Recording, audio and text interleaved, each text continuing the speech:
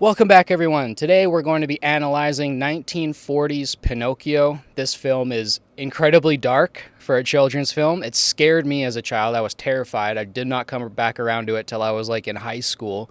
But it is incredibly deep as well. I think this film is much, much deeper than most people remember. So I'm sure you guys are going to learn a lot from today's video. I know I did in doing the research for it. So I'm excited to talk about Pinocchio. I'm going to go over the characters before I get into the scene-by-scene analysis, only because the characters are kind of introduced sporadically throughout the film, not in like the first scene, like in Sleeping Beauty and The Lion King. So I want to go over the characters first, just so that I remember to mention the names of all the actors. Most of you guys won't know the actors, but they did such an amazing job with this film that I do think that they deserve a shout out. So we're going to cover the characters, I'll go over a couple facts, and then we'll get into that scene-by-scene analysis again. And if you guys like this video, don't forget to like and subscribe. It helps boost this channel in the algorithm. These videos do take quite a while to make, so I do appreciate the support. And with that all out of the way, let's dive into 1940s Pinocchio. So, a couple quick facts that I want to go over before I get into the scene-by-scene analysis is that this is the second animated film, feature film that Disney ever made after Snow White. This is the second one. It came out in 1940. So you should keep in mind that this film, was made during the Second World War, during, Nazi Germany, Hitler's rise to power. So there's things that will pop up while we go through the analysis that do kind of play on that. So that's an interesting thing to keep in mind. It was adapted from Carlo Collodi's serialized story, which was first published in 1883. Now, if you go back to the source material, it is bewildering how this 1940s film came from that source material. The source material, surprisingly, is much, much darker than the film is.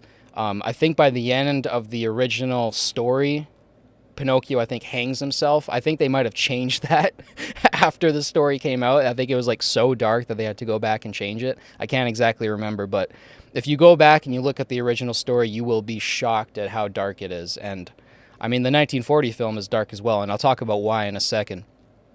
But it's also the first animated feature to win a competitive Academy Award, receiving 2 Oscars for Best Original Score and Best Original Song. Now, Best Original Score and Song is something that Disney films win quite often.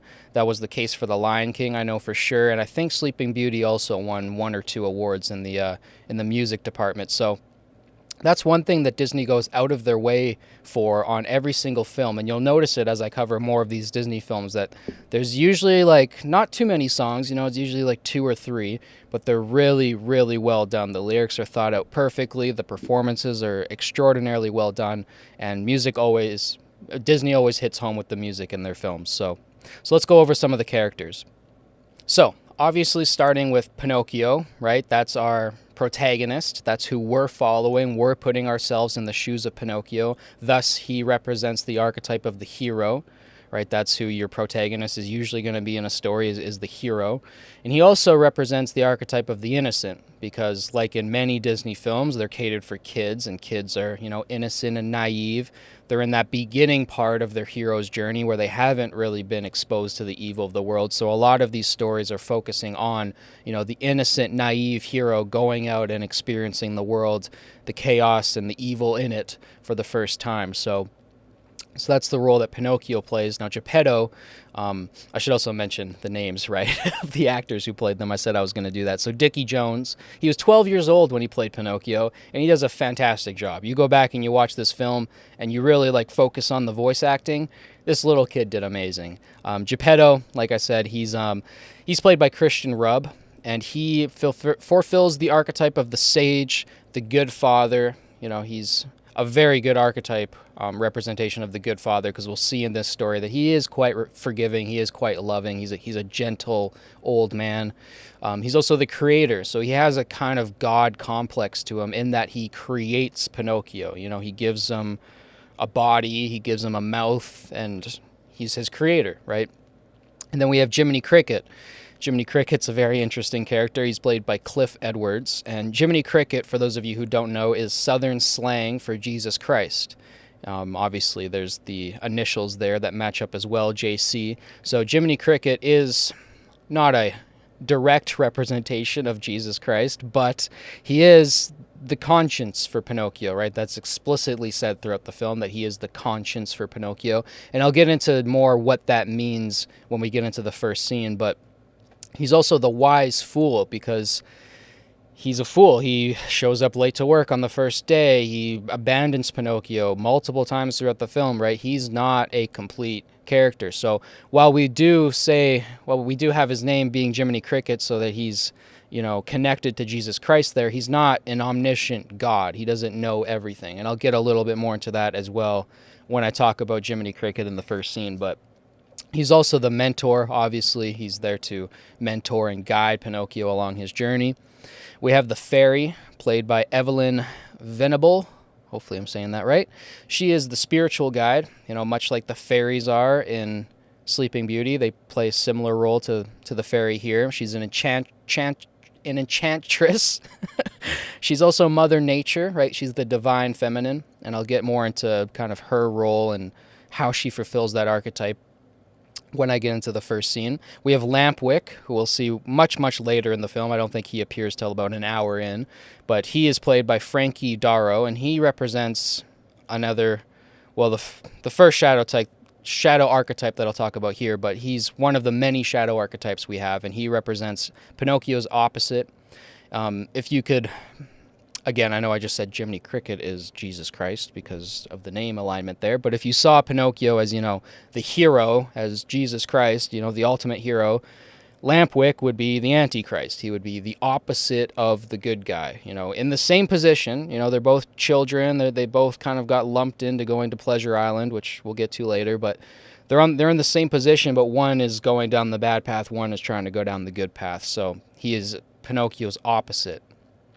Then we have Stromboli, played by Charles Judels, and he is another shadow archetype, and he plays more of the role of the tyrannical father, and we'll get into that in the second or third scene, but he has a father-type role that he reflects with Pinocchio that's very interesting, and Stromboli is definitely tyrannical. Then we have, I don't know if I should even say the Italian name, Omni de Burro, the coachman, right? Most of you guys know him as the coachman. That'll be the other big shadow villain archetype. He also fulfills the tyrannical father role, but in a bit of a different way, in a more sinister way, which we'll get to. Then we have Honest John, who is the fox. He's played by...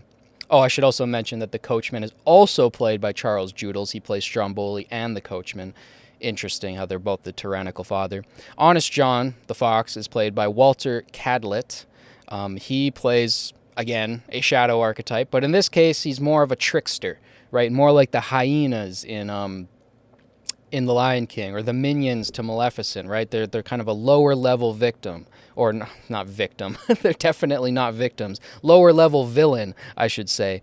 And we'll get into kind of his petty antics later. And then, of course, there's Gideon the cat, another trickster that follows along the fox, and he's played by Mel Blanc, who some of you may know. He was kind of a bigger actor back in the day. And then we also have Monstro, which doesn't have a voice actor, but he is another shadow archetype, just kind of adding to how many shadow archetypes are in this film. It is quite crazy, but even though Monstro doesn't talk, he is kind of the big bad villain at the very end of the film. He's kind of the last challenge Pinocchio has to face. So those are the characters, and like I said, we'll get more into what all of that means later on in the analysis. So, how does Pinocchio start? Well, it starts like many of these old classic Disney movies. We dive into a book. So we're diving into the story, into another realm, right? The opening of a book, we're diving into the pages of our psyche, you can think of, or into our unconscious mind. Right, diving into the pages of a book, it kind of evokes the imagery, the archetypical imagery of like gateways, portals, and thresholds, right? We're going across that boundary into another world and into our own minds, which is quite cool. Many of these Disney movies open like this, and Jiminy Cricket, of course, is opening the book and singing all throughout the credits the song When You Wish Upon a Dream, which is the song I alluded to earlier that won the Oscar. Now, it's a terrific song. I'm not going to go through every single lyric in the song. I think that would be a little bit tedious. I know I did that with the previous films. If you guys want me to do that for every single video, go through every line of the song, I will do that. I do find song analysis quite fun.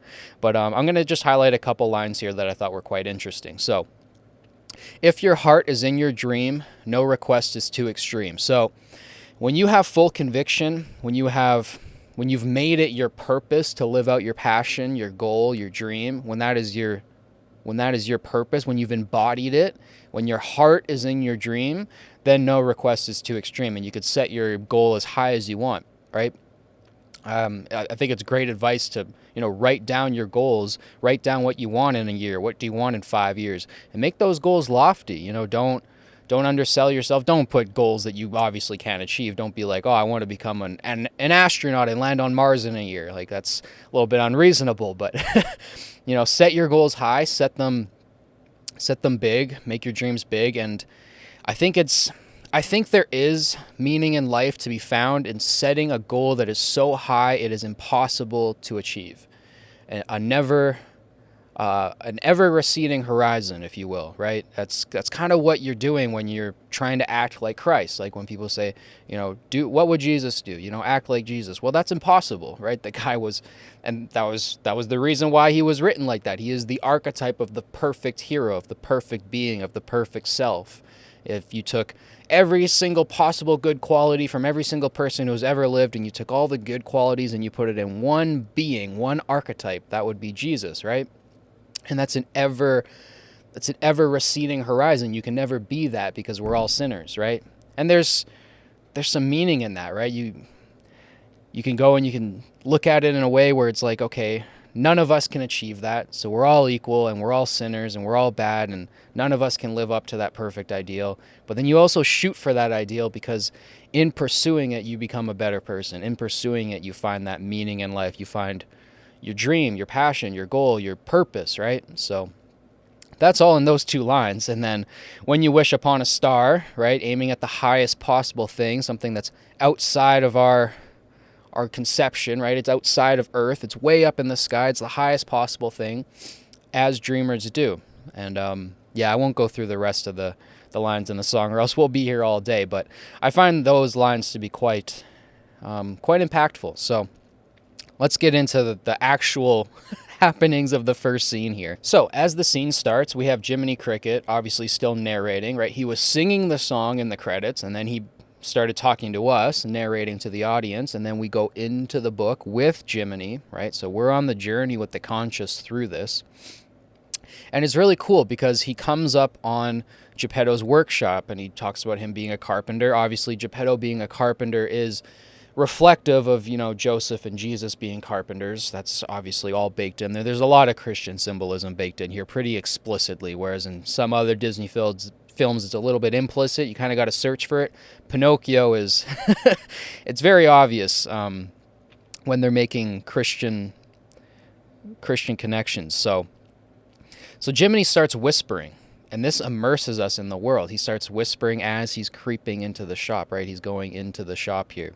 Now, a couple quick words on carpenters, because carpenters, it's an interesting profession to have Joseph be a carpenter, Jesus be a carpenter. I know he was also a shepherd, also a fisherman, and then for Geppetto to be a carpenter? Why that specific role? Well, first of all, he creates toys for children, so we can see that Geppetto loves children. Even though he doesn't have one himself, he's longing for it, and eventually he's going to wish for one.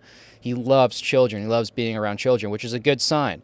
If you meet somebody who says, I hate children, I hate being around them, run away from that person. Do not stay around somebody who hates children. That is a bad sign.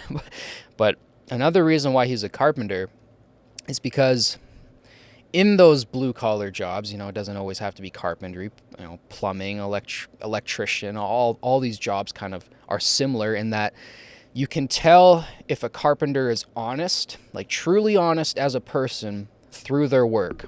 By their fruits you shall know them. And when you build something, especially in carpentry, if you build it honestly, if you don't cut any corners, if you fix your mistakes and you pursue it truthfully, the thing will work. It'll work. It'll stay together. It won't just fall apart, you know? So that's interesting. That's a very interesting key part of Geppetto's character here. So as we explore the shop, we see tons and tons of shots of these clocks. So we can see that he's made a lot of them.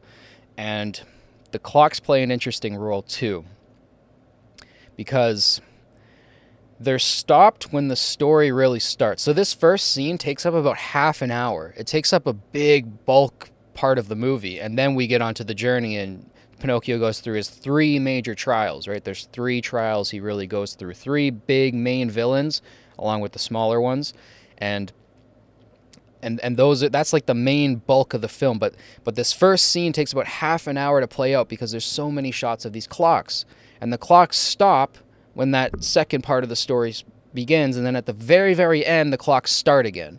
So there might be something in here that, like, Pinocchio's entire journey takes place outside of space and time. That might be a leap.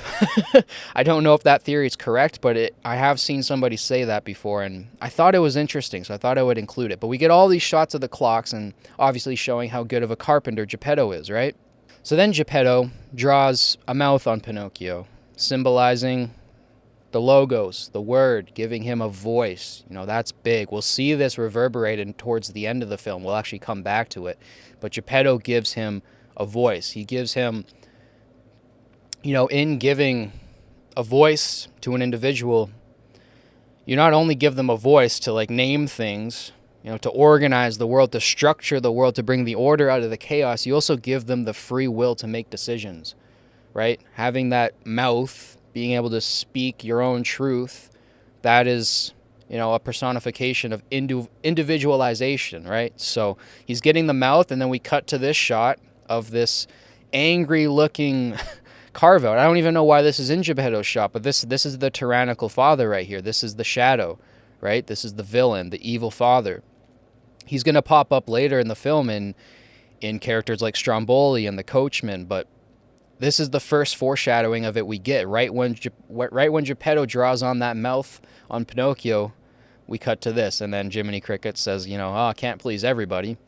So that's so interesting. I mean, nothing in this film is by mistake, and I have to say, Pinocchio is outstandingly animated. Outstandingly. If you go back and you watch this film, and I watched it frame by frame, so I have a different perspective with it, but going through frame by frame, there is so much detail in every single frame. I don't know what frame rate this is shot at, but there is a lot happening in every single shot, especially when we get towards the end with the ocean.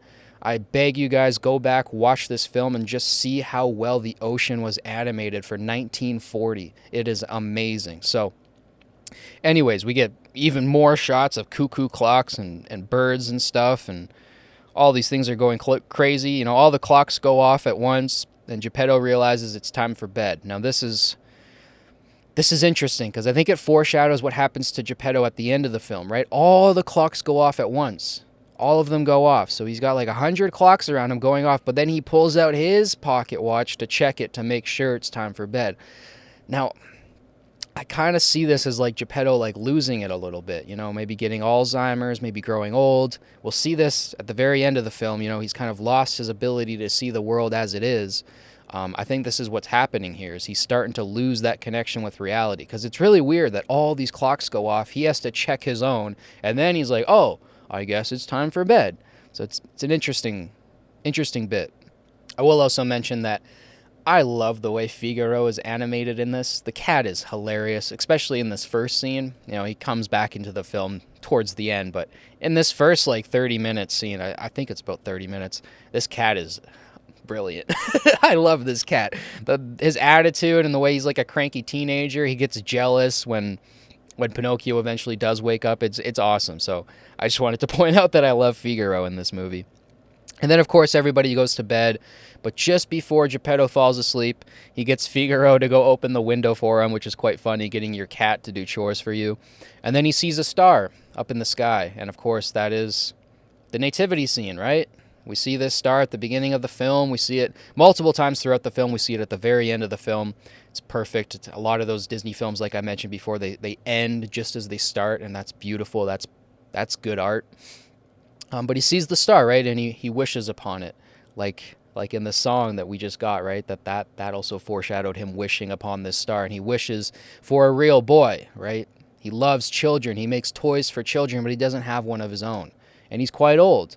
So we kind of get this similar situation to Aurora and her parents, right? They were quite old. They wanted a child, and they were finally blessed with it. Geppetto gets his wish as well, but it's a little bit more complicated, as we'll see. And I want to say just a couple more things about the star and the nativity scene and why there's a star to follow. Obviously, that's, like I said before, that's your goal, right? Your life's purpose, the thing that you're aiming at, right? Whether it's to be like Christ, to become as knowledgeable as God. Obviously, that's impossible, but if you want to pursue that, you want to pursue knowledge and experience, right? You have this high goal that's personified by a star up in the sky, but it's also a miracle, right? The nativity scene is also a miracle. Why is it a miracle? Because the birth of a child is a miracle. I mean, it might not seem like it now, as we've got such advanced medical technology, but for all of human history, to have a child and have it come out and be alive is a miracle. It truly is. I mean, a lot of things have to go right. You know, every single one of your ancestors successfully reproduced. The odds of that are quite extreme, you know. It's pretty crazy that you're here right now. So it's a miracle when you get a child, and it's also a blessing for your life. You know, your life can be completed, and I've heard it from so many people that your life just changes when you become a parent. You're just a different person. You see the world differently, and that's a miracle. That makes you a more complete human being, I think. I think it is a big mistake to not pursue a family. Obviously, people have their personal preferences, like Seth Rogen, for one example, but I think bringing a child into the world is one of the most beautiful things you can do, and that's signified here in the star in the sky and reflecting the nativity scene with the birth of Jesus. So that's cool that that's all in here. So Jiminy Cricket can't fall asleep because the clocks are ticking, so he yells at them to be quiet, and they stop. Now that's interesting. That's interesting that he yells at the clocks and they actually stop. Now you might say, oh, it's just a kid's film. They're just breaking the laws of physics like they always do. No, I think there's something there, because the conscience is interesting. Think about your own conscience, right? Think about that little voice in your head. Maybe you got two. Maybe you got a devil and an angel, right, on each one of your shoulders, one that tells you bad things and one that tells you good things. But think of that voice in your head that alerts you to the things that you're going to do bad, the things that are going to hurt you or hurt others, and tries to get you to avoid falling through those pitfalls, right? That voice, what is that? Because that's not you, right? If you really think about it, that's not you. You're listening to it, and it's coming from somewhere else, and you can choose to listen to it or not, right? That goes back to what I was saying about free will. You can listen to your conscience, or you cannot. And throughout this story, Pinocchio is going to choose to not listen to his conscience. But what is that voice? What is it? Well, I think it's a partial definition of what God is. It's a lot to unpack there, but what is that? It's this baked in knowledge that you have, and it's not so much told to you, because you have this voice from a young child, and even things that your parents don't warn you about, that voice pops up and it says, well, that's probably not a good idea. Now you have to train this voice over time and learn more about the world, and I'll talk more about that in a second here, but what is that voice? It's a generic model for how to not fall into pits, how to not fall into darkness, into fire, and to die, right? It's there to keep you alive. So in some way, it's part of your ego. It might be the super ego, right? It might be the collective unconscious. That might be another way to think about it. But it's partially God. It's not all of God, right? Completely define God, I think, is basically impossible. But it's a partial explanation of what God is. It's that voice inside of your head that tells you, no, don't kick the cat. That's going to piss it off, and it might hurt it. You know, don't do that. It tells you not to do certain things. So it's so interesting that he tells the clocks to stop, and they stop.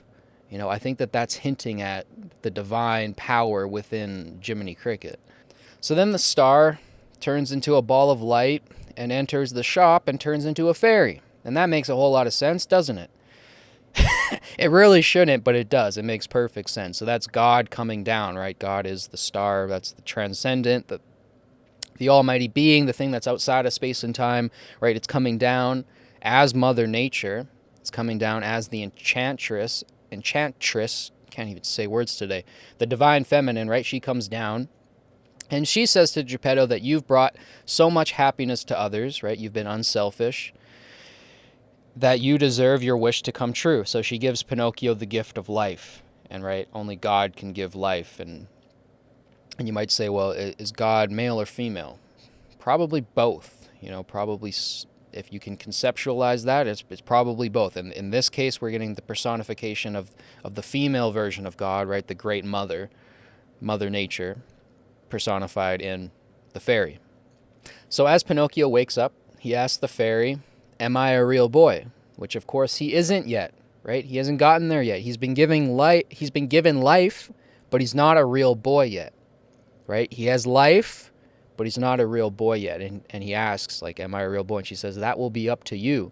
Prove yourself truthful, brave, and unselfish. Truthful, brave, and unselfish. Those are the three challenges, the three obstacles that Pinocchio is going to have to overcome through battling with his conscience, through confronting the tyrannical evil in the world, as we'll see. And you'll have to prove himself, brave, truthful, and unselfish. And that's a great way to live your life, to be honest. And then he asks, and she says, you will also have to choose between right and wrong, right? So he'll have to choose, he'll have to make that choice himself, right? Pinocchio asks, how will I know? Your conscience will tell you. What is a conscience? Jiminy Cricket comes in and says, a conscience is that still voice in your head that no one listens to anymore. Which, fair enough. It's fair criticism, but the way Jiminy's talking here, he doesn't know anything, right? So a conscience is generic. It's general. It's not informed. It has to be informed, right? It's not omniscient. If your conscience was 100% of God, like I was saying before, like a conscience is a partial definition of God. If it was 100% omniscient, like God, you would get the right answer every single time, and you would never not listen to your conscience because you would be just guided down the perfect path the rest of your life, and you would just live like Christ, right? Your conscience needs to be informed.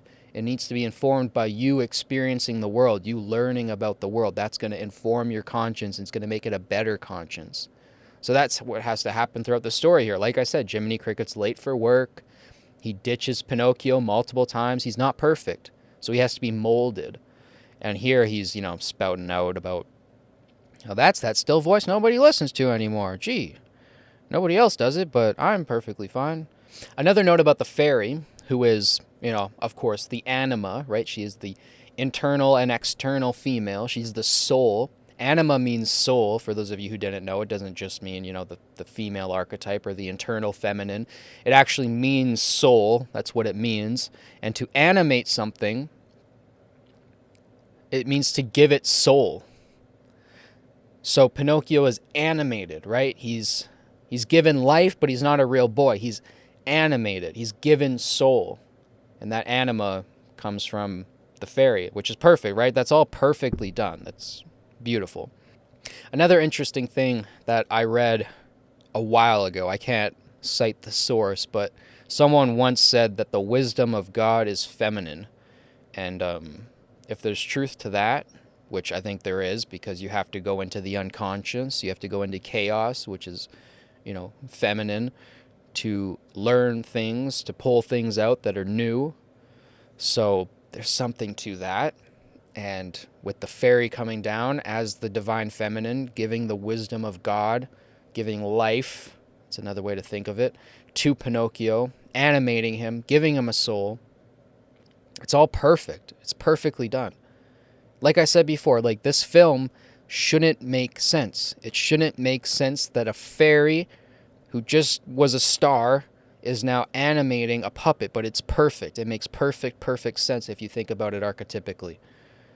Beautiful. So then the fairy asked Jiminy Cricket if he would like to be Pinocchio's conscience. And the fairy says, Lord High Keeper of right and wrong, counselor in moments of temptation, and guide along the straight and narrow path. She tells Pinocchio to be a good boy and to let your conscience be your guide. Let your conscience be your guide. But at the end of the day, you will have to make the decisions between right and wrong. Your conscience can inform you, but it comes down to you, right? Like I said before, that conscience isn't you. It's something outside of you. That's a voice in your head. That's not exactly you. And straight and narrow path, that's another thing to remember, because the path upwards, the path to light, to enlightenment, the path of the good, all those things is straight and narrow, and it's confined, and you got to abide by the rules, and it's strict at times. It takes discipline, right? But when you veer outside of that, go more and more into the chaos, you can wrap yourself around and fall into hell.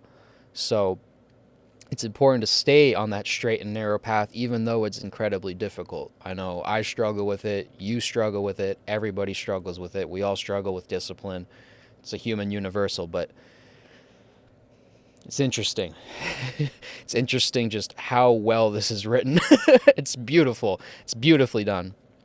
So the cricket is in rags because he's been everywhere, right? He's a basic conscience. Like I said, he's generic. He's been everywhere. But he needs a home. He needs somewhere to place himself. And he's going to place himself within Pinocchio. So he gets this transformation where he goes from this raggedy-looking cricket to this millionaire-looking cricket with these nice shoes and trench coat. He looks like the Monopoly man, right? He looks rich now. And this also can represent that wealth comes when you look out for others, right? So Jiminy Cricket volunteers himself to be Pinocchio's guide. He volunteers himself, and he's looking out for other people. And with that comes wealth. Now, it might not always be material wealth. You know, I say to people, never pursue money. Pursue your dream. Pursue your passion. Try to help people, and money will come. Money will come. But that's not always true. If I'm being honest with you, you can be the best possible person in the world and try your hardest, work 14 hours a day for your dream, and still sometimes that money won't come around. That material wealth won't come around. But if you can recognize the wealth that comes around in other forms, you'll be the richest man on the planet, because when you truly help others and you get, you know, that, not that this is what you should do it for, but when you get that feedback from other people, like, man, you really helped me out, you know, that feels greater than any amount of money being deposited into your bank account. So also, think of this. Why is Jiminy Cricket, why is a bug your conscience, right? Because, like, it could be anything. It could be the cat. It could be the goldfish. Like, why is it a cricket? It's because your conscience is the thing that bugs you.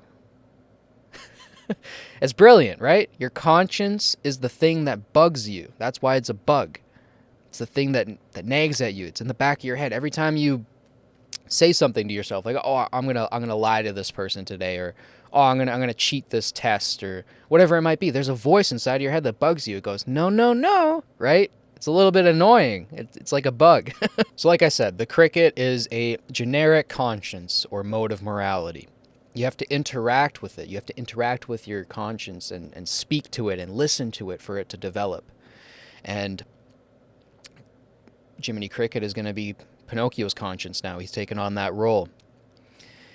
And in providing his moral guidance and serving as Pinocchio's conscience, this reflects the importance of moral integrity and ethical decision-making in the individuation process. So this is what it means to become a fully actualized human being, to grow up, to become an adult, to become a responsible human being and contributing member of society, is to learn how to differentiate between right and wrong and which one to choose. Right? Once you know what right and wrong is, it should be clear as day that you should probably walk down the good path, because the bad path might seem tempting, but it's going to bite you in the ass, right? Pinocchio doesn't know any of this, so he needs his conscience to guide him, to teach him right and wrong, and then even then he's not going to listen, because that's what children do. But that's what it means to become an individual, is to learn the difference between right and wrong and to make that decision. That's truly what it means. at its fundamental core. So Jiminy Cricket tells Pinocchio about temptations, wrong things that seem right at the time, even though the right things may seem wrong when sometimes the wrong things right. He doesn't even know what he's saying. He's uninformed. He's generic. He's giving him moral advice that has no substance. It's not tangible, right? Pinocchio, this is another thing that we have to realize as human beings. We have to live through things to learn them, unfortunately. As much as you want to be a good parent and tell your child, don't do this, don't do that, don't do this, don't do that, bad things will happen, they're still going to try some of those things, right? Maybe not all of them, but they're going to try because they can't. It's hard to just grasp it and just to know, oh, my parents are right. There's always loopholes that you find. Well, maybe if I do it this way, or maybe if I do it really fast or really sneaky, I can get away with it, right? And then you learn that your parents were right. So he confuses Pinocchio, and it's just obviously not working, him teaching him between right and wrong. He's just going to have to learn for himself. So Pinocchio says he will do right, and the cricket tells him to whistle when he needs him, and they both break out into song. So then as they break out into song, him and Jiminy Cricket, Pinocchio knocks over some cans. You know, he's a clumsy little marionette, just learned how to walk, basically. And Geppetto wakes up. He goes and grabs a gun as if he's going to shoot somebody, but he looks so timid, like he's definitely not an intimidating father figure. But he says, "Who's there?" And Pinocchio says, "It's me." And Geppetto says, "Oh, good." And this happens so often in this movie where, like, a character will just misunderstand the other character, and it's really well done. It's super funny. I don't think it's too much. I'm not, like, critiquing the film, but it does happen a lot. And especially at the end, it's just like, oh my god, like, what? Is this the only way you guys can tell a joke in this film? Like I said, it's still well done, but it's just funny. So then Geppetto sees Pinocchio move, and he hears him speak, and he still doesn't believe that it's real. You know? He splashes himself with water. He goes and he grabs a big bucket of water, dumps it on himself, and then finally he realizes Pinocchio was actually real, and he introduces him to everybody immediately. He's like, this is Figaro, and this is Cleo, and then they start to dance together, Geppetto and Pinocchio, and it's all really, really sweet. And then Pinocchio finds a candle, right? So immediately, just after he's introduced to his parents, you can see this as a baby being born into the world. Immediately, they start looking around at things, start interacting with things, right? Because now they're conscious, they've seen the light, they're in the world. And he finds a candle and he lights himself on fire. It's quite funny how it happens, because he literally just puts his hand in the fire and lights himself on fire. And Geppetto steps on Figaro, obviously showing, like, at this point, who cares about his cat that he loves so much, right?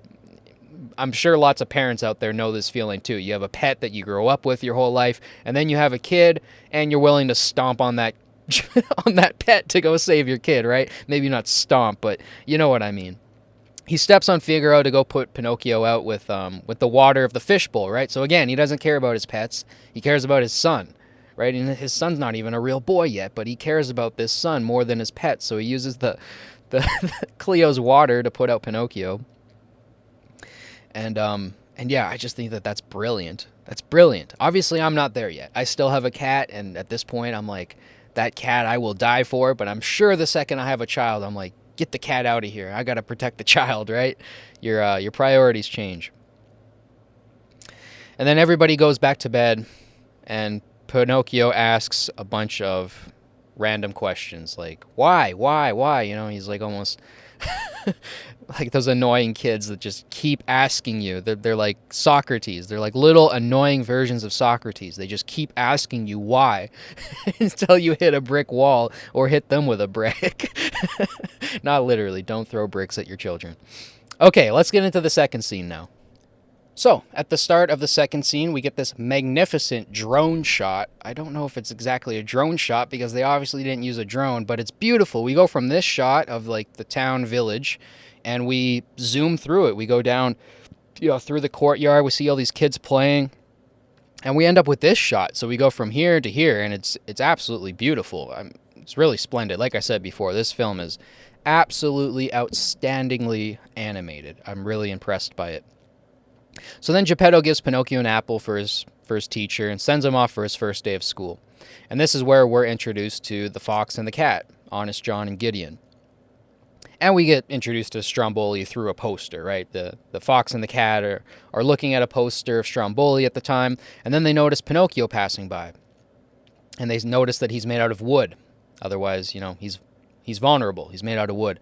And they also see that he's a marionette without strings. And Stromboli is a marionette master, so easy money there. Let's go kidnap this kid who's a puppet without strings, and he'll make tons of money for us. So the fox gets, the idea to kidnap him. And he trips Pinocchio, tripping a kid, picking on children, just preying on children in general, I think is like the worst possible thing you can do. It's just, you're preying on the absolute weak and naive and innocent, and it's horrible, but, that's what evil people do. So Honest John says to Pinocchio, after Pinocchio says, I'm going to school, he says, oh, so you haven't heard of the easy road to success? Right, tempting him to this easy road where you can just drop out and become an actor, right? That's an easy road to success. Now, that's not going to work out for most people. How many people are there that are homeless in Hollywood who went there to become actors, right? It's not a dream that always works out. There's quite a bit of luck that's involved with that, but it is an easy route, right? You don't have to go to school, and there's a reason why many, many actors become so narcissistic over time. You get dumped with piles of money, everybody telling you that you're great. He asks Pinocchio if he's ever heard of the theater and fame and popularity. He's selling all this stuff, and he says to Pinocchio, I can already see your name in big lights. What's your name again? So he doesn't even ask him his name before he's already telling him, like, we're going to put your name up in big lights. So he's selling him without getting his name first. And this is something that I learned in sales, actually, is that you have to get the name of the customer right away. You got to build that rapport, that trust, right off the bat. You got to be like, okay, we're two human beings, first of all, what's your name? And then I can sell you on the product. But Honest John, he's really the opposite of honest. He doesn't even care about making rapport with Pinocchio. He's trying to sell him on something, right? And what is he selling him on, right? He's not just selling him on acting, he's selling him on lying, right? An actor's job is a liar. I'm not saying that every actor is a lying, horrible human being and you should never be friends with them. That's not the case. Actors are obviously, in the realm of theater and they're masters of their craft and all that, but lying is the art of acting. That's what acting is. So he's tempting Pinocchio to lie. That's what's happening here with Pinocchio. But why is lying the first temptation that Pinocchio encounters? Well, that's what happens with children when they're very, very young, right? That's one of the first things they start doing. In fact, kids with higher IQs tend to learn to lie earlier because it's kind of a successful strategy if you get away with it, right? When you have a big, burly dad, they don't even have to be burly. They're just naturally 3 times the size of a child. So when you have, dad coming up to you going, did you steal my chocolate bar? Or did you hit that kid on the playground? You're going to be terrified. It's going to be life or death. You're going to be like in shock because this huge human being's like asking you if you did something that you did. So you can either admit to it and go through the consequences that are coming, or maybe you can lie. Maybe you get away with it. And if you get away with it, you get off completely scot-free. Now, people who lie, it always comes around to bite them in the ass. There's karma in the world. Things do come around to haunt you, and you never get away with anything in life. So don't lie. Don't go down that path thinking like, oh, if I can get away with it, I'm smarter than everybody. It catches up to you. And we'll see in later scenes, especially that scene that everybody knows with the nose growing long, that when you lie, it becomes pretty apparent that you're lying. So Pinocchio's being tempted to lie here and tempted to go become an actor. And Jiminy Cricket is late on his first day of Conscience, right? We cut back to Jiminy, and he's already late. So he's not doing very well so far. Finally catches up to Pinocchio. And we get this really interesting shot here where Jiminy is inside of a flower. And if you look at this shot, I'm going to ruin this film for a lot of people here, but there's something sexual going on here, right? He's a little cricket, and you look at the shape of him, and he's coming out of a flower, right? The flower being the feminine, and the cricket being the conscience, being the masculine. So this is the conscience coming out of the unconscious, the order coming out of the chaos. It's perfect symbolism there. But anyways, he tells Pinocchio to kindly reject the offer, kindly reject. Don't be mean about it. Just kindly reject the offer. Don't go to the theater and come back to school where you can learn real things. And Pinocchio doesn't listen at all. He is dead set on becoming an actor right now. You know, the first opportunity that crossed his path, he's on the ship. He's on board already. So he leaves with the fox and the cat, and Jiminy Cricket has to chase after him. And then we get to the next scene. So then we cut to the Stromboli puppet show. And we see Pinocchio coming out on stage with the strings on, and then he jumps out and the strings are off. But immediately he crashes and falls. Right, and he gets his face stuck in the floorboard, and it looks like a mustache, and it's funny, but we can just see that Pinocchio, the first thing that he tries, he has no idea how to do it. He's really an actor at being an actor, right? He's a fake actor, and he falls on his face the first two steps that he takes as an actor, which is quite funny. So Jiminy tells him, good, embarrass yourself. Maybe you'll learn to listen. And Stromboli is absolutely furious that Pinocchio tripped and fell. And he's kind of got his back to the audience, and he's yelling at Pinocchio, right? The smallest little thing sets him off. And that's how, you can tell a tyrannical father right away by that. The smallest little thing out of line messes them up because they don't account for room for error, right? They don't forgive well either. But then he turns around and he sees that the crowd is all ecstatic about Pinocchio, and they're all laughing at him. So then he pretends to be nice to Pinocchio. And this fake kindness we'll see a lot, right? We already saw it earlier with the fox tripping Pinocchio and then pretending to be kind. This kind of imagery of the shadow faking and putting on a mask to seem nice, it pops up a lot. I mean, we obviously saw that with the Lion King, how Scar would kind of fake being nice to Simba. Oh, no, don't go to the elephant graveyard. Only brave lions go there, right? He's baiting him by trying to act nice. And it's the same thing that's happening here, right? Stromboli's acting nice to Pinocchio, and he's about to do it again in the next scene. But really, he's just in it for the money, whatever makes him the most money, right? So Pinocchio starts again, and then he gets the performance right. He finally gets it right. And Stromboli introduces these female puppets who pull up their dresses, right? They're really promiscuous the way that they're dancing around Pinocchio. So you can see this as him being tempted with, casual, hedonistic, sexual escapades.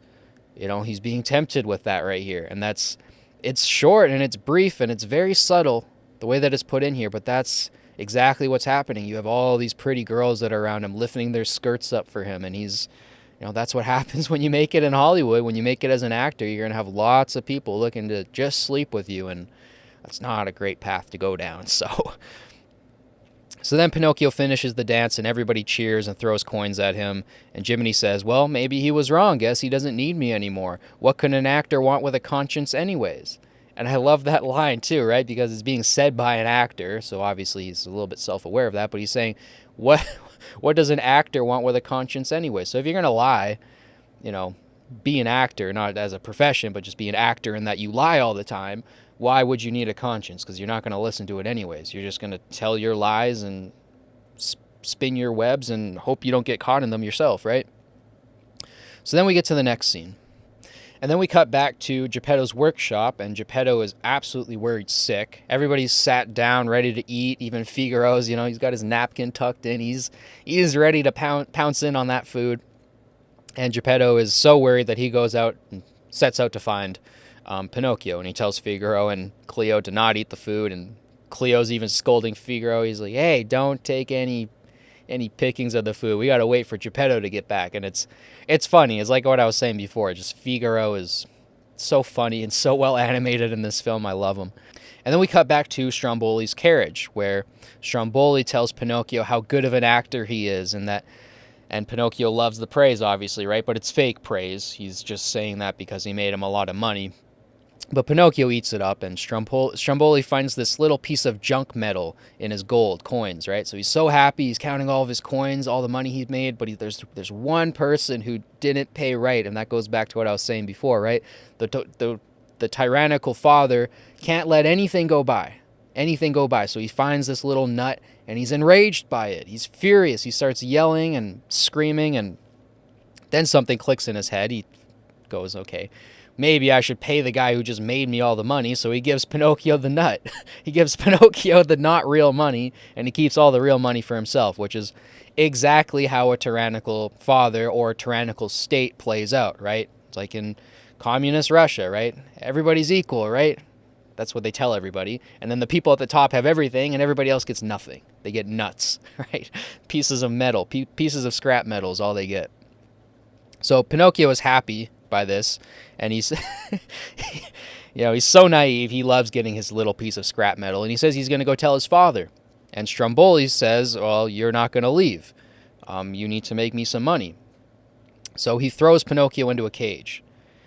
And this is so cool, man, because Stromboli's the puppet master, right? He's pulling the strings of Pinocchio. He's manipulating him. But the second that he shows any sign of wanting to do his own thing, any sign of, his own individuality and wanting to make his own choices, he gets put in a cage. So suddenly the strings aren't enough to manipulate the person. You have to lock them up in a cage. And that's what happens. That's what happens in the Soviet Union. They try to manipulate you. That's why they get you to admit that you did wrong. They get you to admit in front of a court that you did wrong to the party. Even if you did nothing and you didn't do anything, and they could just throw you in the gulag anyways, that's what's going to happen anyways. Why do they get you to admit you did wrong? Because they're pulling the strings, right? They're trying to manipulate you. They don't want you to have any autonomy at all. So once you start to show that small bit of autonomy, that small bit of, being an individual and making your own choices, boom, you're sent into the cage. You're sent into the gulag, and you're locked away forever. Dark, man. Then he tells Pinocchio that he will turn him into firewood if there's no use for him anymore. So we get this shot of like an old puppet like chopped in half, and it's shots like this, man, that kids are terrified of. You have a puppet or a little boy with an axe through him, and this is just one of many shots that I'll bring up as we go through the film that are just startling. It's like, this is a kids movie.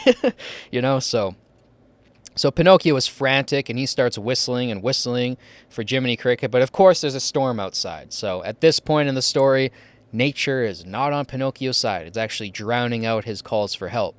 But we cut to Jiminy, and he's watching the carriage go past, thinking Pinocchio is happily leaving, right? He thinks he's just happy in there and enjoying his life as an actor, but really Pinocchio's like crying for help, like, I just got put in a cage, get me out of here.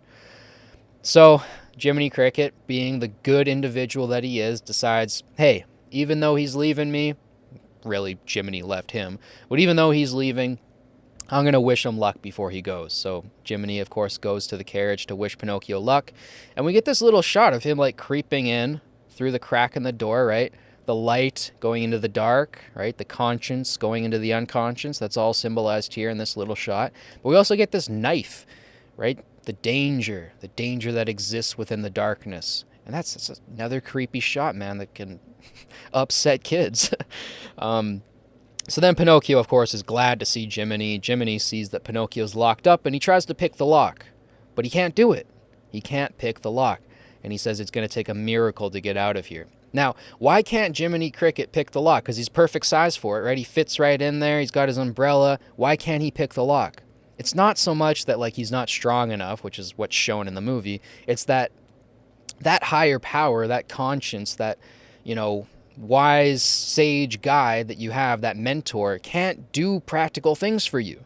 They can't help you in the practical world. They can't literally change anything for you. It's like what I was talking about in Sleeping Beauty, when the fairies can't make the cake or make the dress, right? The spiritual can't do the physical. That's perfect, man. It's perfect. I love it. It's so well done, and we get that here as well. So you'll notice a lot of these patterns pop up in all these Disney movies, and I really want you guys to pay attention to it as we go through the animated Disney films, because it's so common, and it's because these people know how to tell their stories. They know everything. So then we cut to Geppetto looking for Pinocchio out in the rain. And the carriage that is holding Pinocchio passes right in front of Geppetto. And Geppetto calls out for Pinocchio just as some thunder hits and it's drowned out. And this is cool because it's an interesting scene in the movie, because nature is going against Geppetto and Pinocchio. It's almost like nature saying, like, no, he's got to learn for himself. He can't be saved yet, right? Because it's a weird coincidence that the carriage passes in front of him and he calls, but the thunder stops it and he doesn't even realize that Pinocchio's in that carriage. It's like it's all too good to be true. So it's interesting. It really stood out to me when I was rewatching it. So then we cut back to Pinocchio and Jiminy, and Pinocchio says, I should have listened to Jiminy, and Jim says, fine conscience I turned out to be. So they're both taking responsibility for where they're at. So they're making some progress towards that individualization in taking some responsibility. So then the star outside of the window of the carriage turns into the fairy again. It comes into the room, it turns into the fairy, mirroring that first scene, right? And Pinocchio panics, and he says, what should I tell her? And Jiminy says, the truth. Tell the truth. And Pinocchio tries to hide, very unsuccessfully, because he's in a cage. Like, obviously you're going to be found, but he's, bent over trying to hide. And the fairy asks him, why didn't he go to school? And Pinocchio lies, and he says, I ran into two monsters with big green eyes. And then his nose grows, right? This is the famous scene where his nose starts growing. And then the fairy asks if he was afraid. And then he lies again, and he says, no, but they tied me up in a big sack. And then his nose grows again. And then the fairy asks about Jiminy. And Jiminy says to Pinocchio, leave me out of this. And Pinocchio says, lying again, that the Jiminy was put in a little sack. And Pinocchio's nose grows yet another length. And then Pinocchio asks what's happening to his nose. And the fairy says, perhaps he is telling lies, which of course he is. So then Pinocchio lies again, and the birds and the nest and the leaves on the edge of his nose die. They fall off. So he's lied for the fourth time. He's had his 3 strikes, and now he's lied again, and everything on his nose dies. And this is symbolizing that, you tell lies, and you get away with it, and you tell more lies, and you get away with it, and you tell more lies, and then eventually somebody dies, or you just die. You will run yourself into a situation where you will get yourself killed or kill yourself, or somebody will get seriously hurt. That's the inevitable outcome of telling lies, and that's symbolized here by his nose getting longer, and then the nest at the end, where the birds are, where life is, dies. And it's beautiful symbolism. It's really true, too. And then, the fairy says to him, a lie keeps growing and growing till it's as plain as the nose on your face, right? And that's perfect. That's words to live by, right? This is the scene that everybody remembers Pinocchio for. His nose only grows in this short little 5-minute scene, and then the rest of the film, his nose never grows an inch. But everybody remembers this scene because it's a very pivotal scene. A lie keeps growing and growing till it's as plain as the nose on your face. So you got to be careful with lying. Like I said, it's a hydra, right? Cut one head off and 3 heads return, and you got to cover those lies, and then you got to cover those lies with more lies, and then it's lies on top of lies, and then it gets to a point where you don't even know where the lies and the truth begin. You start believing your own lies, and then you're just in chaos. You're just absolutely in chaos. You'll become a donkey, which we'll get to later in the film, but you will become a donkey. You'll be braying words that mean nothing, right? So, a boy who won't be good might as well be made of wood. Another line from the fairy that's perfect, right? A boy who won't be good might as well be made of wood. It's exactly what I just said with the donkey, right? If you keep lying and lying and lying, you're going to be a piece of wood. You're not going to have any autonomy. So the fairy restores Pinocchio's nose, and she frees him from the cage and disappears. And Jiminy and Pinocchio escape Stromboli. So they had some help from the divine, right? I titled this scene Divine Intervention because that's basically what happens here. So then we cut to the Red Lobster Inn, and Honest John is singing An Actor's Life for Me, the song that they sang with Pinocchio when they first abducted him. And they brag about fooling Pinocchio, like it's hard to fool a child, right? And then, they're bragging to this coachman, and he's a dark character, man. I think he's the darkest character in this film. And he asks them if they want to make some real money because, Honest John's flaunting his little sack of gold coins, and then the coachman pulls out a big sack of coins, and he's like, you guys want to make some real money? And Honest John asks, who do we have to? And he does this gesture. He pulls his finger across his throat, showing that he is willing to kill people for the right price. So he's really, willing to go down that path of evil. So he thinks, right? So then the coachman says, oh, nothing like that, he says. He says he collects stupid little boys and brings them to Pleasure Island. He says they never come back as boys. And then we get this shot of the coachman where he shows his evil side. He shows his evil face just for a couple of seconds. And like I said before, this happens in almost every Disney movie, right? The Little Mermaid, Scar in The Lion King, Maleficent turns into the dragon in Sleeping Beauty.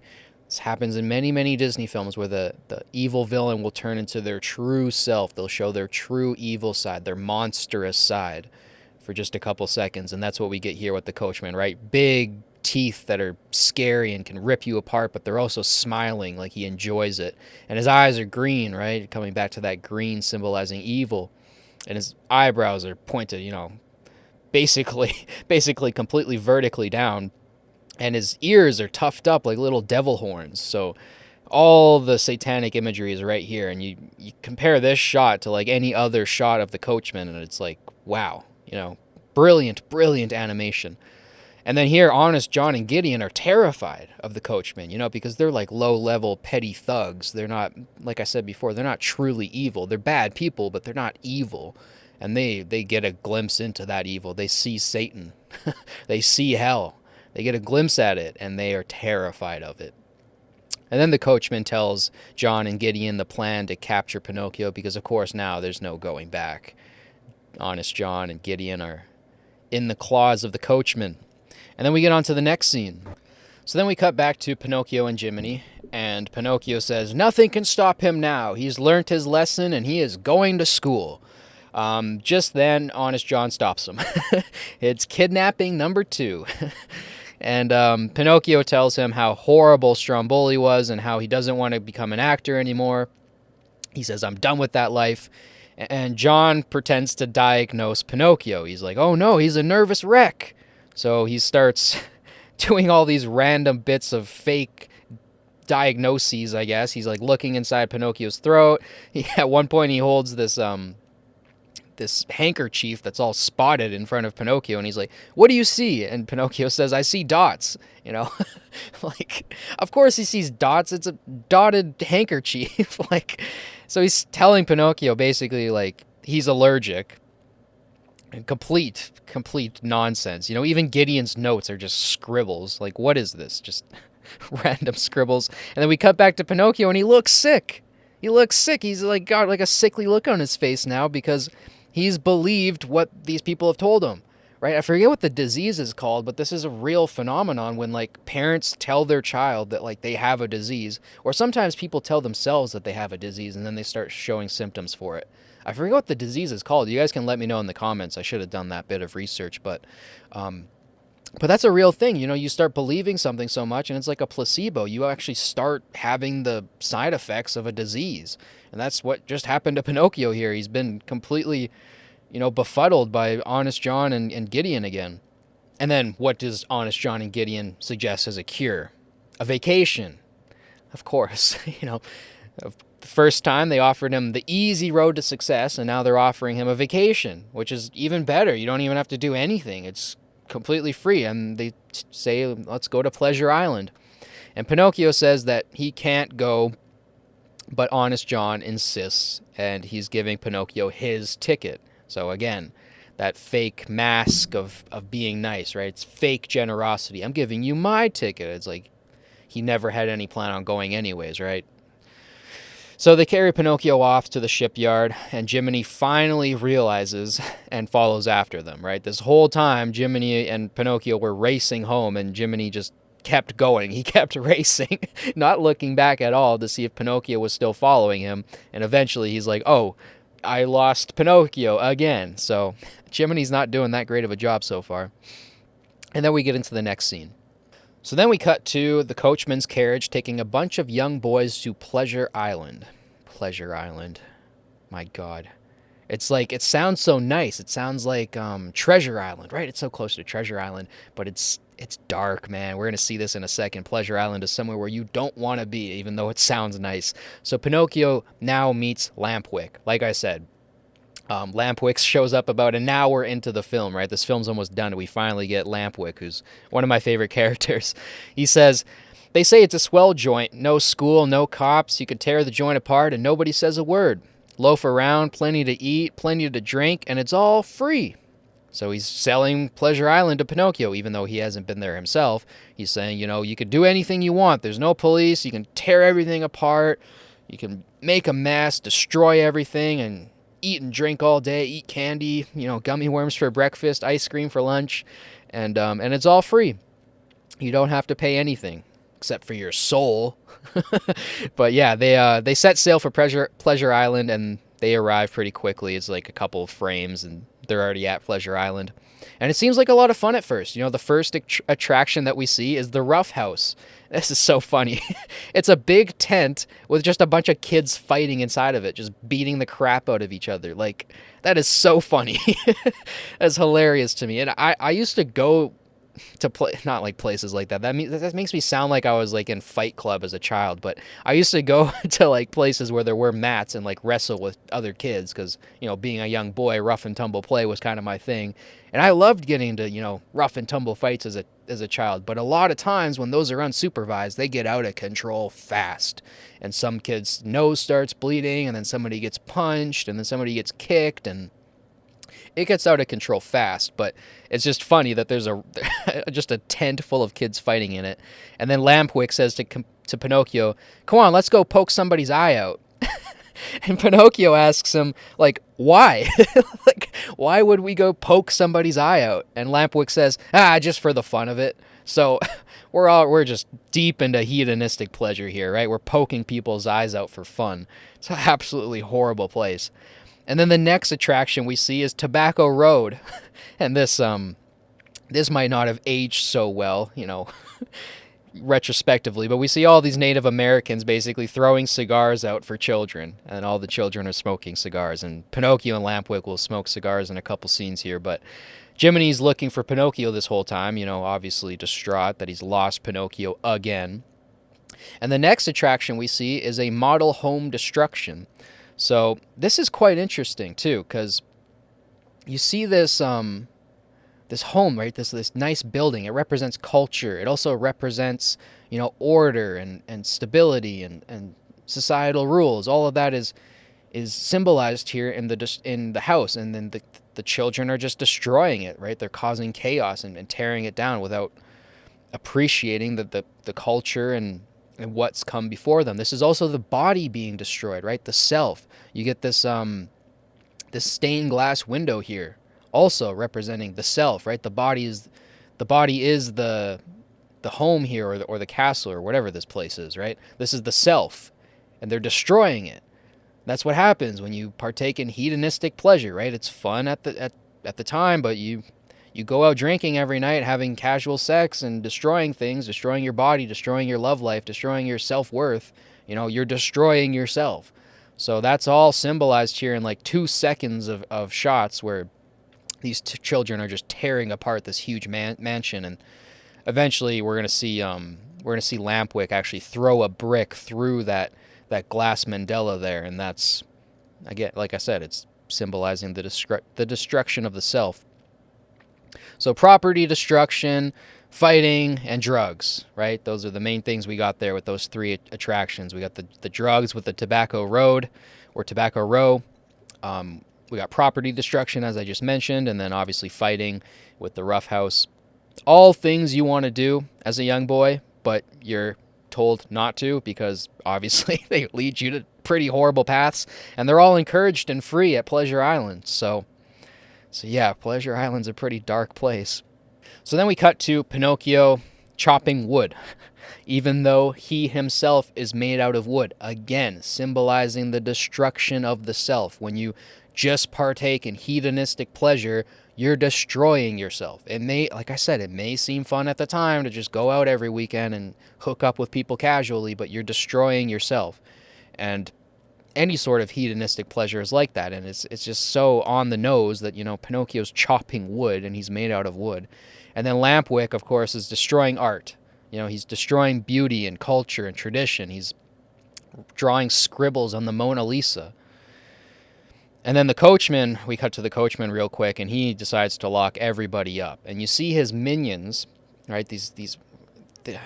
I don't know what to think of these minions, because they're just shadows, right? It's like hitting the nail on the head, right? They're the shadow archetypes. They're the minions of the villain, but they're just shadows. I don't know if it's lazy.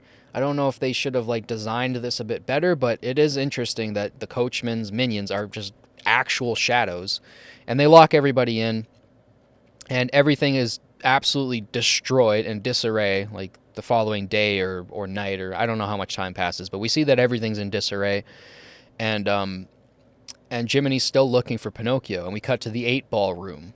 This room's so cool. As a kid, I did think that the 8-ball room was pretty cool. I was like, damn, to play pool inside of an 8-ball, that'd be a sick bar. So then Pinocchio asks, where did all the other children go? And Lampwick tells Pinocchio, like, don't worry about it. Why do you care? While Pinocchio smokes a cigar, and Lampwick tells him, like, oh, that's a baby puff. Take a big puff. That peer pressure that you get from your peers, other people your age, pushing you to do something that you shouldn't do. So he takes a big puff of the cigar, and of course he turns purple, and then he turns green, and he's just absolutely sick, because that's not how you smoke a cigar. You don't inhale it like that.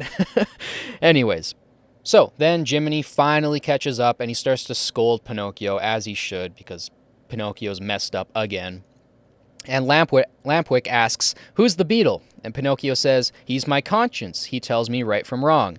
And Lampwick says, you take orders from a grasshopper? So grasshopper and beetle, he's already gotten the thing wrong. He can't even identify what the conscience is.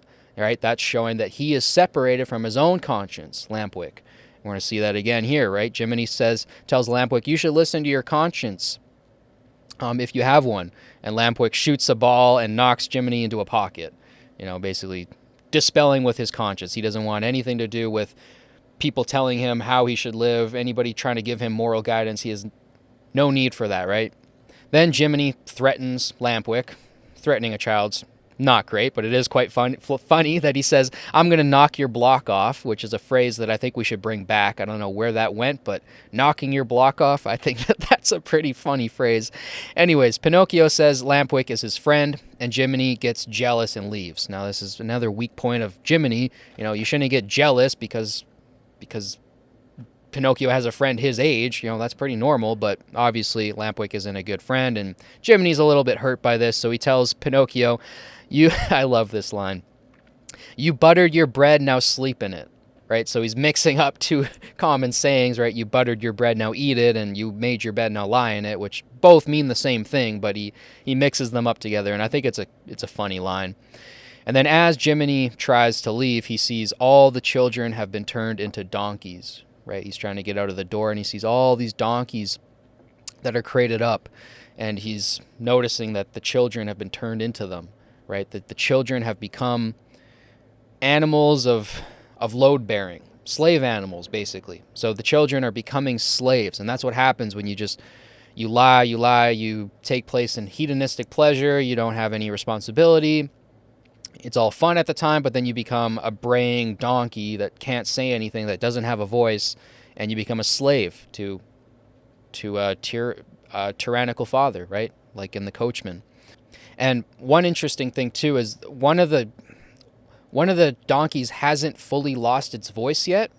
Like it's not braying, it's speaking like a child, and it's like crying for help, right? It's crying for its mom, and the coachman throws it in the corner with all these other donkeys, and you get this awesome shot, right, where you see the shadow lurking over the young innocent children. In this case, they're donkeys now, but again, look out for shadows when you see them. They usually tell you something. But the reason why the coachman's so mad at this is it harkens back to that first scene where Pinocchio gets his mouth drawn on, and then there's that little statue that's angry about it, right? The coachman's angry that this donkey still has a voice, because that's so much of it, right? That's the autonomy, the individualization of the person, right? The ability to choose is in your voice.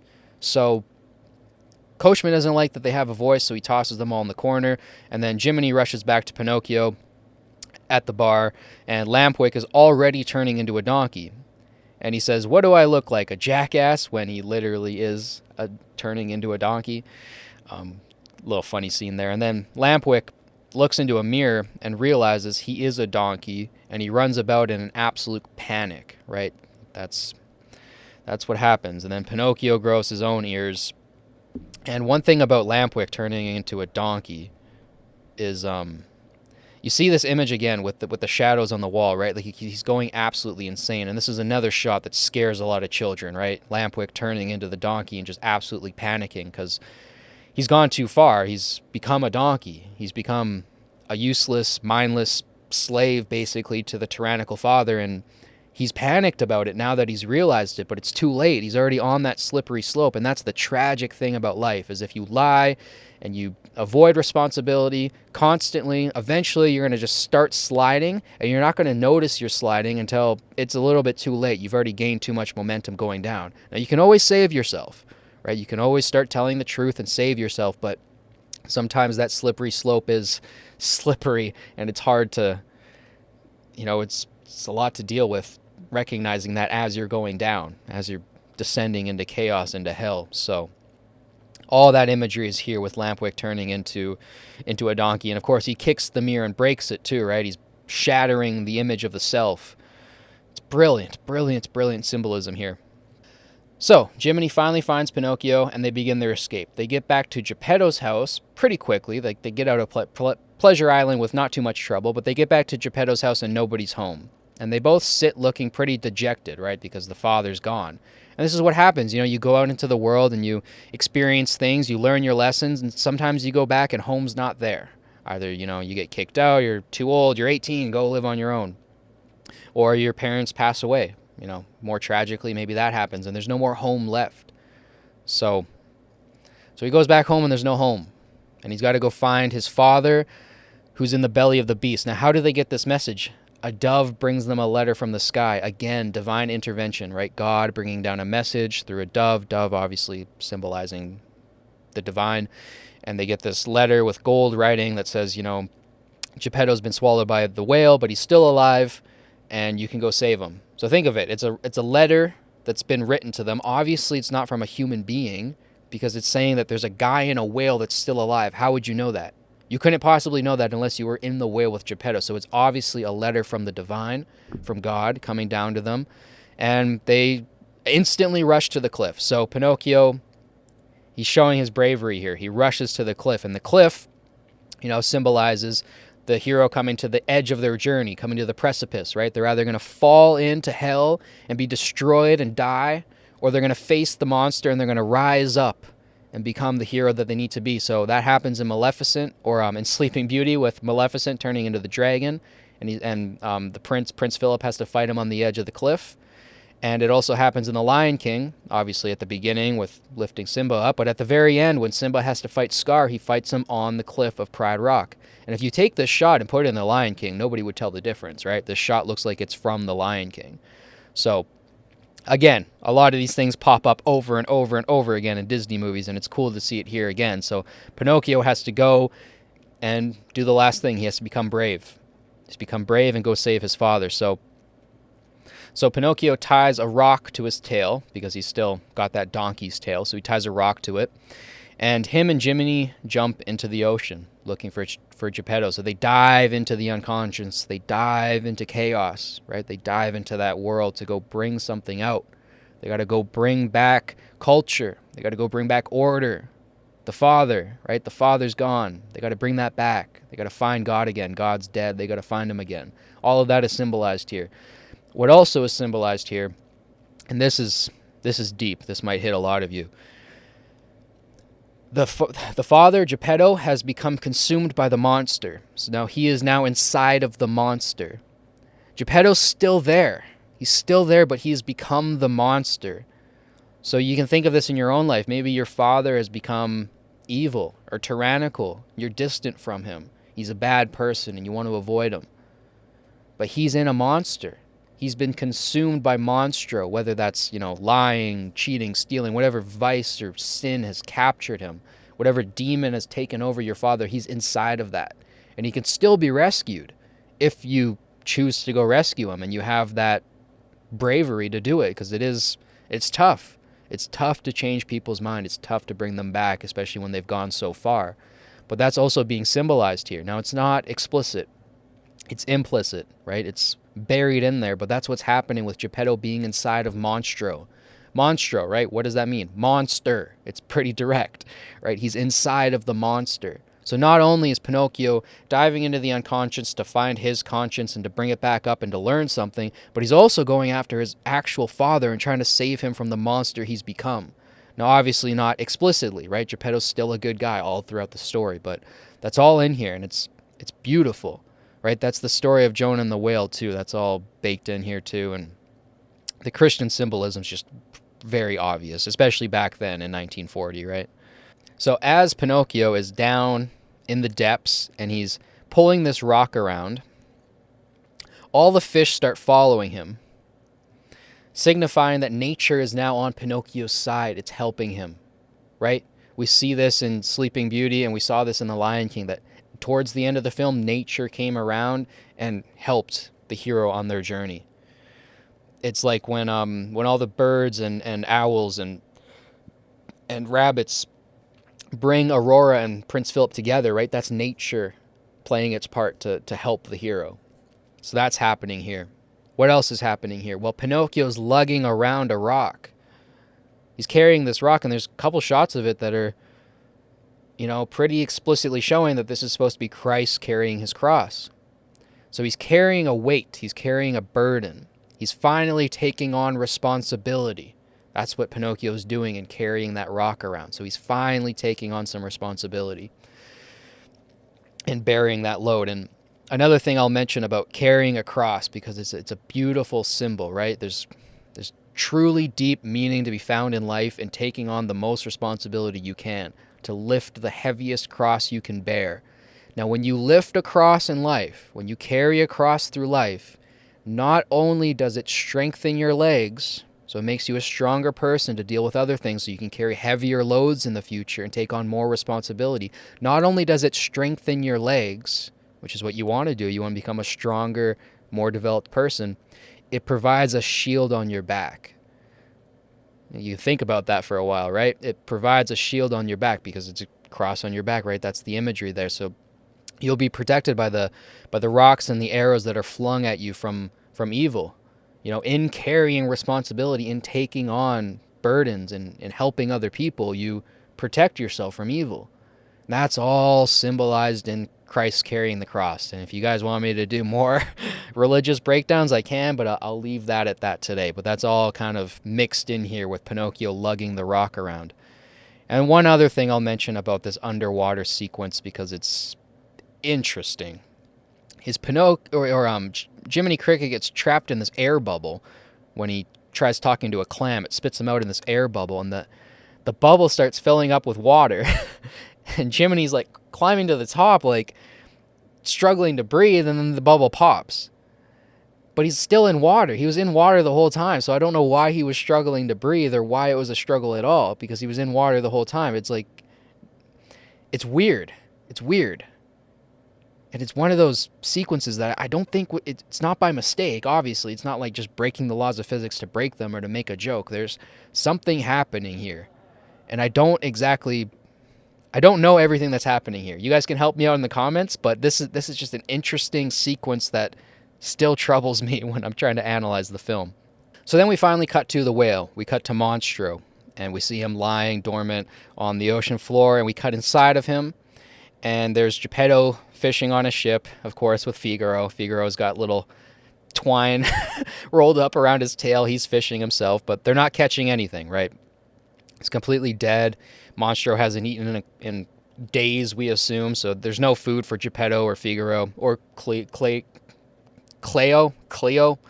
The fish also is with them, which is surprising because it's in a fish bowl. Like, how did the fish get here? How did the fish or the cat get here? Because they were both left at Geppetto's when he went out to look for Pinocchio. So either that was a mistake by the storytellers. They now Figaro and Cleo are just with Geppetto. I don't exactly know how to explain that, but it is one inconsistency in this movie. So just as Geppetto is complaining about not having food, then Monstro wakes up. So it happens just as he's complaining, which again is a weird coincidence. But so then, Monstro wakes up. He starts swimming after these fish. All the fish rush into his mouth, and Geppetto is catching as many fish as he can. He catches like 40 fish, and he's throwing them into this basket, and Figaro's knocking them out with his claws. And this shows that Geppetto cares more about eating than getting out of the fish, right? He's become limited in his scope. He can't see the world fully for what it is. Now, this happens when people get old, right? You may notice this with your grandparents or your parents, that like they can't solve the problems of the world anymore. It's not going to be, people who are 50, 60 years old solving the problems of AI, right? It's going to be the young generation. That's just what happens, right? The waves come and the old people kind of fade out. They have their utility, when they're in their midlife, and then they start to fade away. It's sad, but that's what life is. So this is what Geppetto's going through. He's aging, and he's not seeing the world fully for what it is. He's not seeing the truth in the world. He's just focused on catching fish and staying alive. But he's not focused on getting out of the belly of the whale, right? So he's going to need his son to come and save him. And that's what happens in life too. Your father might get trapped in a sequence of bad behavior where he can't get out of it, and he's becoming mad and angry and mean and evil. And you got to break him out of that. But sometimes you need the son. You need somebody from an outside perspective, somebody with everything that person has plus more to come in and revive them. Right? So that's all going to happen here. But so Pinocchio sees Monstro coming, and he does, at the last minute, he sees just how evil the evil is, and he kind of gets scared. He starts to run away. This happens in Disney films a lot. At like the last, just when the hero meets the villain, they run away at first. They cower away. And that's to show you that that's fine. That sometimes evil will shock you so much that you will cower away at first. It'll be almost reactionary because it's so evil, right? The big giant monster's coming at Pinocchio. He runs away. But eventually he gets swallowed up. Eventually he goes inside of Monstro. So after Pinocchio is swallowed by Monstro, he is reunited with Geppetto, Cleo, and Figaro. And they're all just happy to see him. But at first, Geppetto doesn't even realize Pinocchio's there. Again, like I said, Pinocchio says, "I'm here," and Geppetto is confused, just doesn't even realize that Pinocchio is right behind him. Finally, he realizes. He goes to hug Pinocchio, ends up hugging a fish, basically kissing the fish, and then, finally he realizes it's Pinocchio. Like I said, this joke gets played off a lot throughout the film. I don't think it's bad. I just think it's a little bit overused, but then Geppetto sees that Pinocchio under his hat has donkey ears and a donkey's tail, and he asks Pinocchio what happened. And Pinocchio kind of shies away here. He kind of corners himself. He almost goes into a fetal position here. He's shy. He doesn't want to admit that he's wrong. And Geppetto kind of comforts him. He says it's okay. He's just happy that Pinocchio is safe. And they embrace each other, and it's a touching moment here. So immediately, Pinocchio starts thinking of a plan to escape Monstro.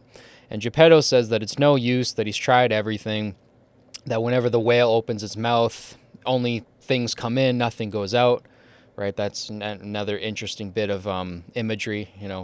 When the jaws of chaos open, things go in, but things don't come out. Well, you can come out of chaos, and we'll see that in a second here. So Pinocchio starts to build a fire, and Geppetto is, like, "Oh yeah, let's eat some fish." And Pinocchio's like, "A big fire with lots of smoke." And Geppetto's like, "Oh, smoked fish, that sounds good." And then Pinocchio's like breaking chairs and stuff, and Geppetto's like, "Well, what are we going to sit on?" Like, he's just not getting it that Pinocchio's trying to build a fire so that they can get out, so that they can make Monstro sneeze them out. So then Pinocchio builds the fire, right? And the fire symbolizes the spirit, I guess, of like intellect and technology and inventing something, right? Fire is one of the first things we invented/discovered, and that spirit is what gets Pinocchio out of the monster with his father. So he creates a fire, and that obviously upsets Monstro. Geppetto warns about that too. He's like, "Oh, you're gonna make him mad," and Pinocchio doesn't care. He wants to just get out of there. He wants to save his father. So they get out. They get sneezed out, and then he kind of huffs back in. He brings them in again, and then sneezes them out again. And then they're out into the open ocean. And of course, Monstro is not pleased that he's just had a fire lit inside of him. So he starts chasing after Pinocchio and Geppetto. And then as they're trying to escape, the raft ends up breaking, and Geppetto falls again. and Geppetto is like sinking into the waves, and he tells Pinocchio to go save himself and to leave him behind. And Pinocchio could do that if he was just thinking about himself, if he was selfish. If he wanted to just survive, he would just get out of there. But that's not what you do. You went there for a reason. You went there to bring back your father, and you're going to leave with him. So he goes back and he pulls up Geppetto, and they all wash ashore. First, you see Geppetto wash up with Figaro and Cleo. It's crazy that Cleo's still in the fishbowl. And then Jiminy washes up on shore, and everybody's there except for Pinocchio. And Jiminy turns around, and for all intents and purposes, Pinocchio's dead. You know, he's face down in a puddle, and it's a pretty grim shot. You know, this is another one of those shots, much like when Monstro is like jumping at us with jaws open. That's another shot too. It's a shocking image. And when you see Pinocchio face down dead, like that's dark. And that's another reason why this film is so terrifying to children. So Pinocchio's made the sacrifice, right? He's given his life for Geppetto, which it's doubly cool because not only did he save his father from the belly of the beast, not only did he go into the unconscious and find his conscious, right? He became a conscious human being. He became an individual through this process, but he sacrificed himself for somebody older than him, right? It's one thing to sacrifice yourself for a baby, for a child, right? That feels right? Because they're younger than you, they have more potential, they're more innocent, they're more precious. But an old person, you would never really give your life for if you had the choice. But Pinocchio here gives his life for an elderly person, which I think is like one of the most extreme versions of selflessness, and it's beautiful, and that's why Pinocchio gets his second chance here. So we cut back to Pinocchio on the bed, and everybody's crying around him. Again, I think you guys can guess in the comments which film this is mirroring. It's directly mirroring Sleeping Beauty, which would be made, I think, 18 years after this film. Crazy to think that they're like 20 years apart, but we see Pinocchio lying on the bed, obviously dead in his slumber. He's in the unconscious, in the chaos, right? He's plunged into that still, but he's going to be awakened because he's shown. He hears the fairy's voice, and she says, "When you've proved yourself brave, truthful, and unselfish, someday you will be a real boy." And Pinocchio has shown that, like I just said. He's proven himself truthful after, being tempted to lie and become an actor. He's proven himself brave in going after his father in the belly of the beast, and he's proven himself unselfish in, saving his father and giving his life to save his father. So then Pinocchio wakes up, and we see him transition here. He becomes a real boy, and he's much, much cuter as a real boy. Like, you can see the Disney-style animation here. The puppet is a little bit jaunting compared to how, softly drawn this young boy is. And he says, "Why are you crying, father?" And he says, "Because you're dead, Pinocchio."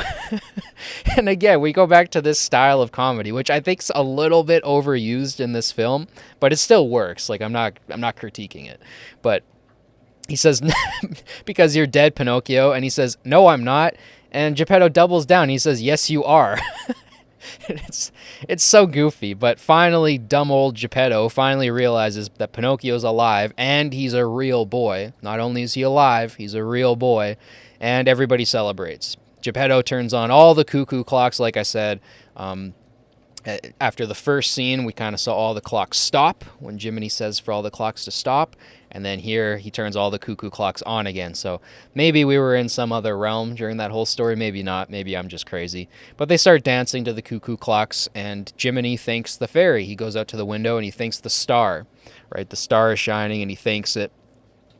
And in thanking it for, letting him go on that adventure and having Pinocchio come back, he receives a gold star because Jiminy has proved himself to be a good conscience in the end. Even though he ditched Pinocchio many times, he always came back for him. He always came back for him, and he helped him throughout the journey. So he gets his gold star, which he was asking for at the beginning of the movie, and it says official conscience, 18-karat gold, and he's pretty happy about that.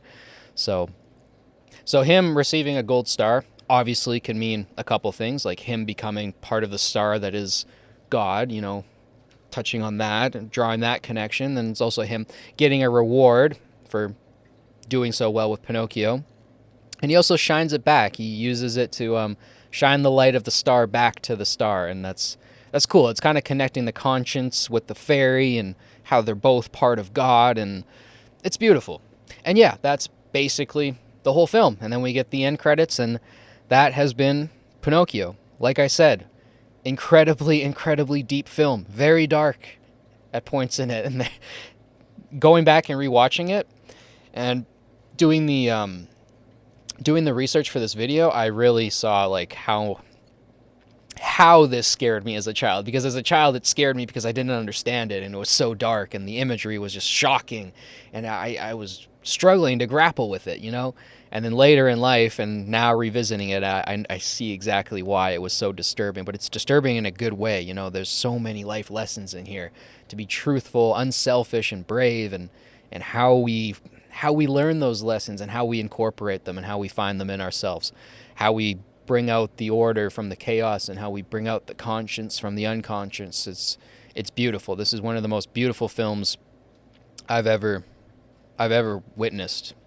Like I said, that whole sequence with the whale chasing down Pinocchio and Geppetto, one of the most beautifully animated things I've ever seen in my life.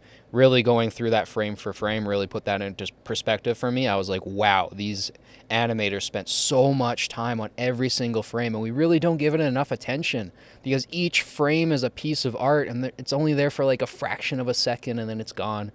And it's a beautiful film, man. I can't wait to do more of these animated films. So that basically concludes Pinocchio. And there you have it. There is Pinocchio. I hope you guys enjoyed that today. If you guys found it educational at all, or at least entertaining, don't forget to like and subscribe. It helps boost this channel and the algorithm. These videos do take me quite a while to make. I have to watch the film several times, take a bunch of notes, grab like 100 different stills for you guys. So it does take me quite a bit of effort to make these. So I'd love to get this channel to a place where I can do this full time one day. So don't forget to like, subscribe, and share with your friends. I do want to highlight a couple things that I'm going to do in the future for these film analysis videos. So I've done Lion King, I've done Sleeping Beauty, I've done Pinocchio. I figure I'm going to stick on that track a little bit longer just as I get my feet wet and I get a little bit better at doing these types of videos. So I'm going to do Alice in Wonderland next. And then, let's see at the list here. I'm thinking of Peter Pan, I'm thinking of Snow White, I'm thinking of Cinderella, Robin Hood, Jungle Book, Beauty and the Beast, Prince of Egypt. Definitely want to do that one soon. And there's a bunch of other amazing animated films that I'm going to cover as well. Eventually, I'm going to get into sci-fi. Now, those films tend to be a little bit longer, right? 2-hour, 3-hour films, so they'll take me more and more time. I'll need to be making some money, I think, to make those, especially the fantasy films. In like a year, 2 years, possibly 3, we'll see how the channel goes. I am going to cover Star Wars, Lord of the Rings, and Harry Potter. All 3 of which are going to be at least 10 hours long. They're going to be 10 to like 30 hours long. I'll break them up into multiple parts for you guys, but those are going to be exciting. I am really pumped to cover those. And then, of course, I'm going to do a bunch of sci-fi in between. I want to do like Inception, 2001: A Space Odyssey, kind of go through the archetypical and psychological themes of those. So yeah, if you guys like these film analysis videos, definitely let me know down below what other films you guys want to see covered, and I will get around to it. I love doing these. They are so much fun to make. I learned so much more about these films in making these videos, and I hope you guys learned something as well in watching them. So thank you guys so much for watching. As always, it means the world to me. I'll catch you guys in the next one. Peace.